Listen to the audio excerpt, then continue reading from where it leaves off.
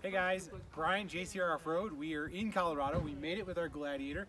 Right now we're around Purgatory Lake, which is just south of Silverton, and we're just kind of exploring, doing a little dry run on the Gladiator as well as the Chief, kind of make sure we're up for the bigger trails, which we're going to do over the next couple days. I want to take a minute while it's not freezing cold up here and the wind's not howling to kind of walk you through the Gladiator now that it is mostly done. We've done a lot of things to this thing to get it ready. I'll start with the front. I'll kind of walk you guys around, see what we got going on. Right here is going to be what we consider our new front defender bumper. So the front defender, it's kind of a mid-width style bumper. We use this factory Fogs. It's a top mount winch with a bolt-on hoop. Now you can use a stinger, or you can use a pre-runner, or you can do no hoop at all. It's a really cool option if you don't want to run a winch, because it gives you basically a flat top so that it looks good with or without a winch. From there, I'm using high beam off-road brackets to use truck light headlights. So they're adapters that bolt in here and allow you to run a standard 7-inch light. We went with truck light because we love truck lights. As we come around, let's go to this side of the truck. As we come around here, we have our front Crusader fenders. These are the same fenders that go on the JL, so there's no changes there. We have our inner fenders as well.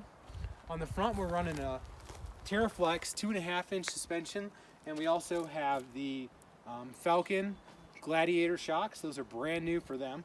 This is the full Alpine control arm system on the front. So this is tried and true TerraFlex suspension. Same thing as the JL for the JT. The only difference is the shocks on this are specific for the JT. So that worked out pretty well. We're running 37-inch Nittos on Mamba 17-inch wheels, as you can see there. Coming back from here, you'll notice that we have our Crusader Sliders. These are the first production version of our Crusader Sliders. So what these do is they actually attach to the body here, and then the boats go over that. Gives you a really nice integrated step. Works really well with our fenders. As you can see, everything kind of flows together. Built-in rock lights down here, and this is our next generation version of our rock lights. So in the past we've had some other lights that we've used, and we're switching gears to a more powerful and more compact light, which is on this right here.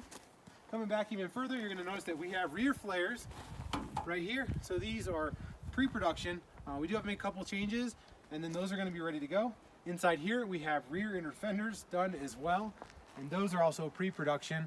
Hope to release those when we release the fenders. Up here we have our half rack. So this is our bed rack system. It's a modular bed rack system, allows you to move and mount and change and switch stuff around. So this is the half rack option here. We have Tread Pro board mounts on here, so you can put your traction boards on the side.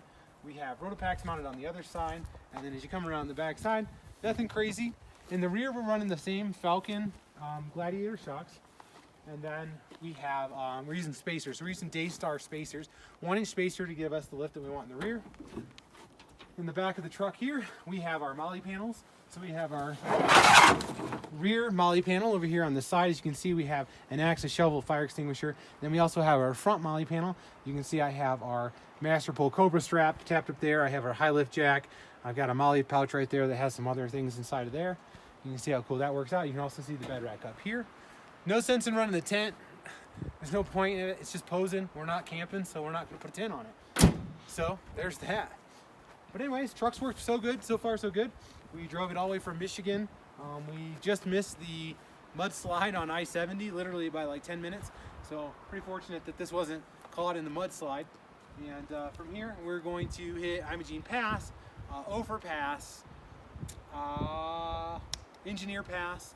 I think that's about everything that's open right now in Ouray, since it has had a lot of snow and there's a lot of rock slides. There's a lot of avalanches that happen. So a lot of trails are closed out here. Black Bear is definitely closed, so that's a super bummer, but we're gonna make the best of it.